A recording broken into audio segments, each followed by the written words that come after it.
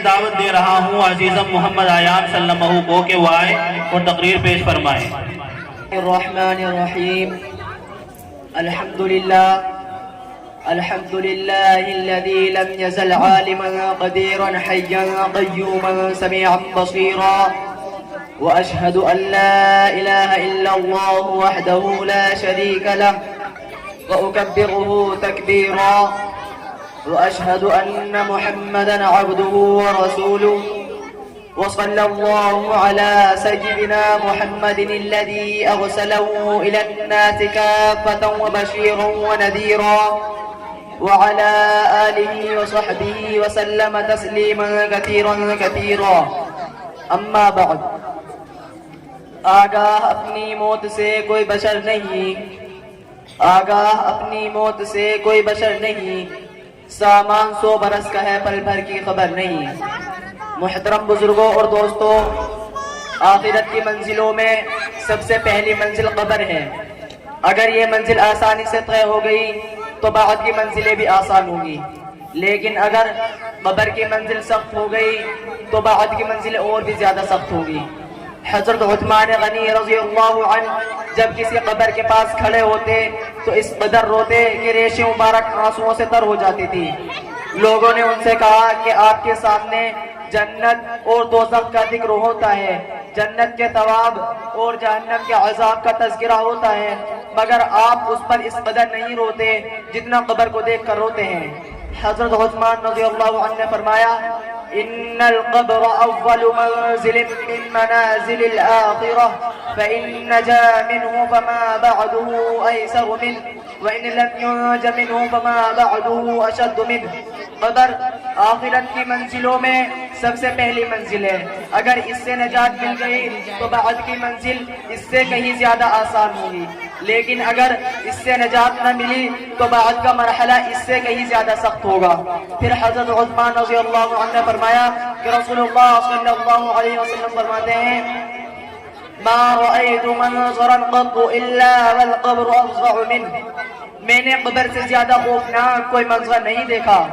حضرت اسماء بنت ابی بکر رضی اللہ عنہ فرماتی ہے کہ ایک بار رسول اللہ صلی اللہ علیہ وسلم نے اپنے خطبے میں فتنہ قبر کا ذکر کیا اور اس طرح بیان کیا کہ لوگ دہاڑے مار مار کر رونے لگے اور اس قدر کو حرام برپا ہوا کہ میں بات نہیں سمجھ سکی کہ کیا معاملہ ہے۔ جب سکون ہوا تو میں نے اپنے قریب ایک آدمی سے پوچھا کہ ابھی حضور صلی اللہ علیہ وسلم نے کیا فرمایا تھا؟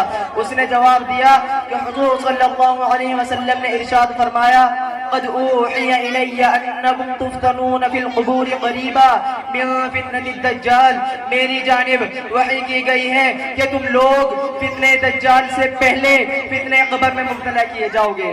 محترم بزرگوں اور دوستوں، کوئی دن ایسا نہیں گزرتا کہ جب قبر یہ نہ کہتی ہو کہ میں بیگانگی کا گھر ہوں، میں تنہائی کا گھر ہوں، میں مٹی کا گھر ہوں، میں کیڑے مکوڑوں کا گھر ہوں۔ جب بندے مومن دفن کیا جاتا ہے تو قبر اس سے کہتی ہے، تیرا آنا مبارک ہو، میری پشت پر جو لوگ چلتے تھے ان میں تو مجھے سب سے محبوب تھا، آج جب کہ تو میرے سپرد کیا گیا ہے تو اپنے ساتھ میرا معاملہ دیکھنا کہ میں تیرے ساتھ کتنا اچھا سلوک کرتی ہوں۔ اس کے بعد قبر اس مردے کو تو اپنے ساتھ میرا معاملہ دیکھنا کہ میں تیرے ساتھ کتنا اچھا سلوک کرتی ہوں۔ اس کے بعد حد نگاہ تک قبر کشادہ ہو جاتی ہے اور جنت کا دروازہ کھول دیا جاتا ہے۔ لیکن جب فاسق و فاجر یا کافر بندہ قبر میں دفن کیا جاتا ہے تو قبر اس سے کہتی ہے، تیرا آنا نامبارک ہو، جو لوگ میری پشت پر چلتے تھے ان میں تو میرے نزدیک سب سے مبغوض تھا، آج جب کہ تو میرے حوالے کیا گیا ہے تو اپنے ساتھ میرے معاملہ دیکھنا کہ میں تجھ کو کس طرح سزا دیتی ہوں۔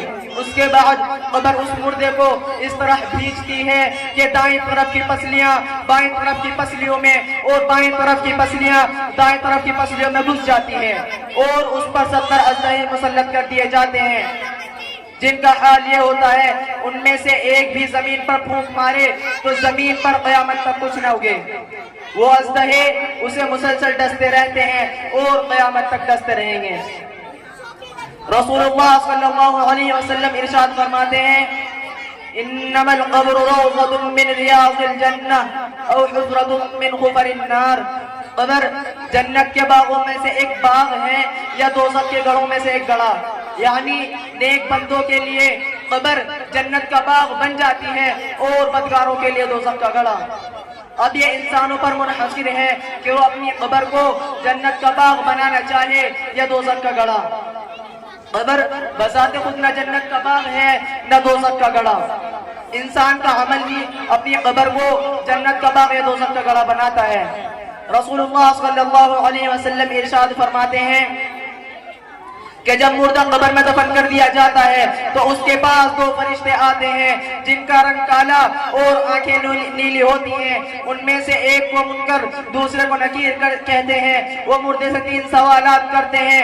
من ربک، تمہارا رب کون ہے؟ ما دینک، تمہارا دین کیا ہے؟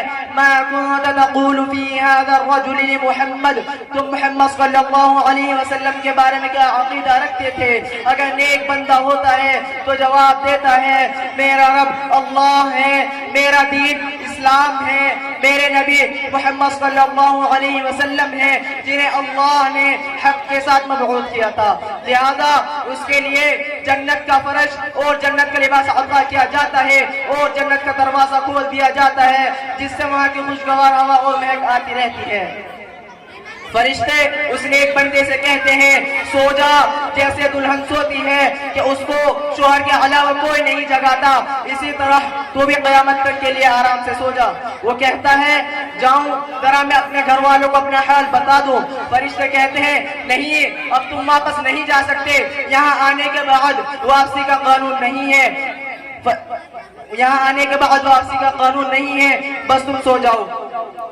بندے مومن کو منکر نکیر کے سوال کے جوابات میں جو کامیابی حاصل ہوتی ہے اور جس کی وجہ سے قبر میں اس کے ساتھ انعام و اکرام کا معاملہ ہوتا ہے، اس کے متعلق سورہ ابراہیم میں ہے یثبت اللہ الذین آمنوا بالقول الثابت فی الحیاۃ الدنیا وفی الآخرہ.